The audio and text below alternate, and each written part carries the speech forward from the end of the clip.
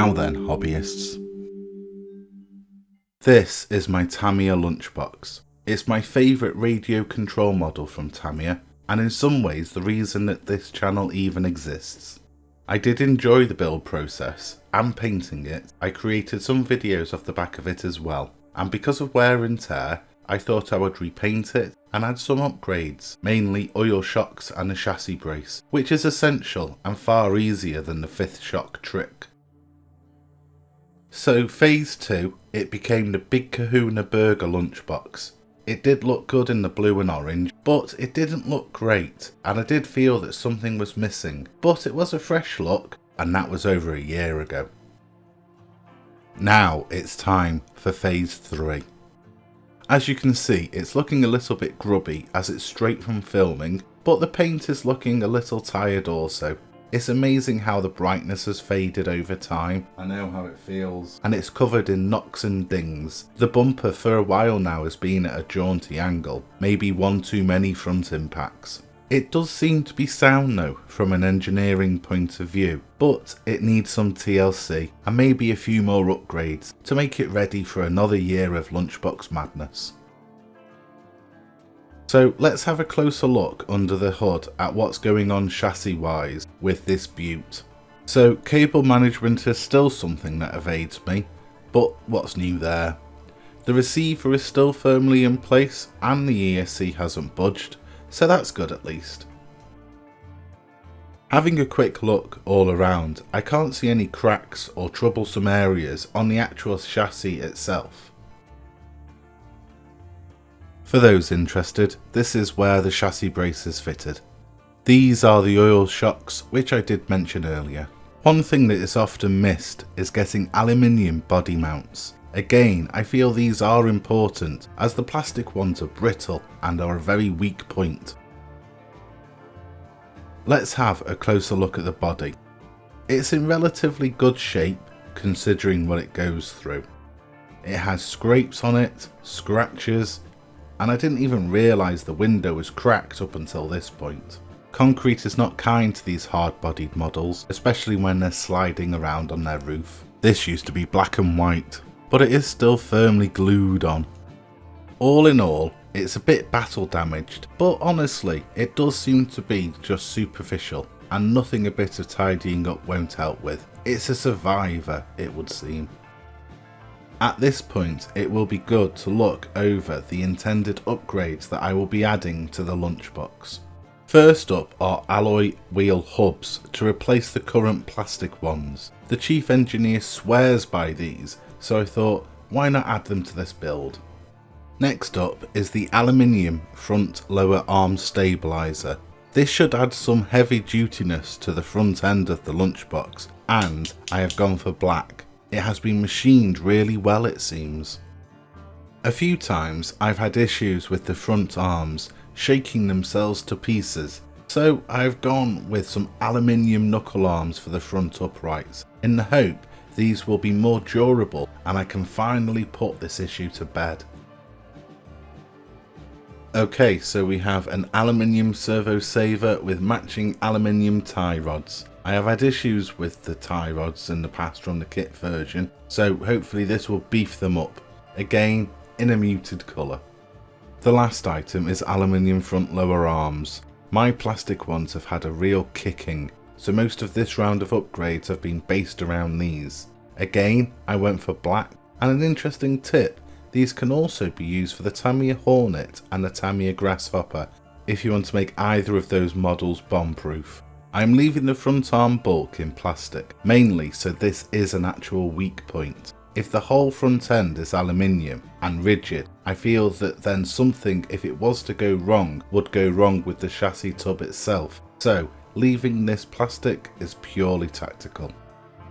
So firstly, I need to pop the old plastic wheel hubs off and give it a clean. These were stuck on good and tight, but a little bit of elbow grease and they soon pop off.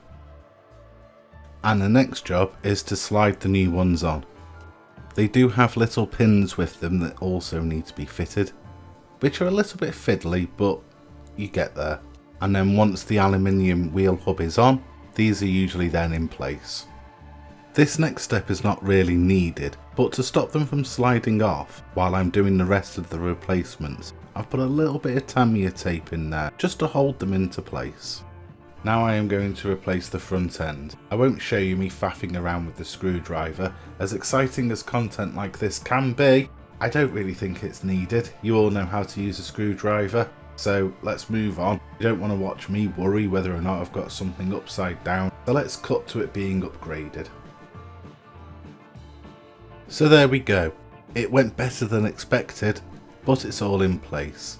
Now, to the casual observer, as I went for black parts, you can't really see any difference than before. That is actually intentional, to keep it looking as normal as possible.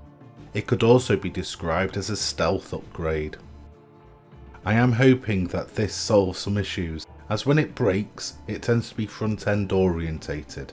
I do have to say though, it is noticeably much more heavier. Next up is the body. You have seen videos from me in the past on how to prepare a Tamiya lunchbox shell and how to paint a Tamiya lunchbox shell. So I'll post these links to these videos probably up here or down there or somewhere, so you don't have to sit through it all again. On this occasion I have gone for a two-tone theme. Well, in fact it's technically one tone, but it's olive drab 1 and olive drab 2. I went for this option to give the body a bit more depth, as I think one of the main issues with the Big Kahuna Burger lunchbox was that it was a big wall of blue. So I took my old decals off, only rubbed the body slightly with sandpaper and then hit it with these two colours, and I do think that it suits it. I do have this little bit to touch up here where the Tamiya tape was a little bit too hardcore, but that was the only blemish. The decals that I have for this will easily hide it ultimately anyway. Also, I need to paint the indicators and some of the chrome bits, which instead of going for silver, I've decided to go for gunmetal, because it's more fitting. This will also be the first time that I'm going to try Tamiya panel liner. Not that I'm getting into Gundams, but I just thought it might give it an extra element of detail to it. Was this exercise worth it? Well, here is the finished tactical lunchbox. Because of the colour and the stealth upgrades, it seemed to be more of a tactical vehicle, hence the name. I've also added a roof rack so I could hide a GoPro mount on it, as well as other essentials. I had some custom decals printed, but I've also mixed these with the decals from the black Tamiya lunchbox. I have to say, I think I like it.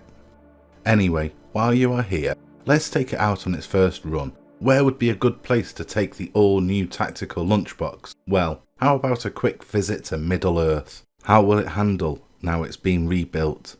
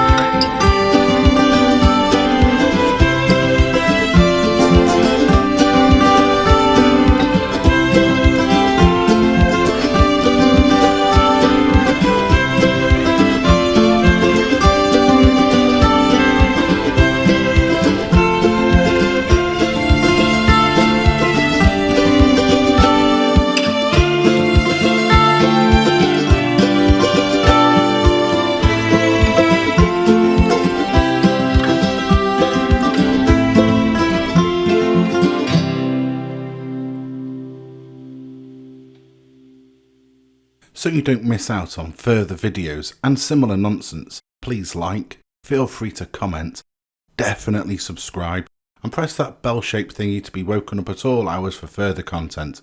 But for now, that's your lot.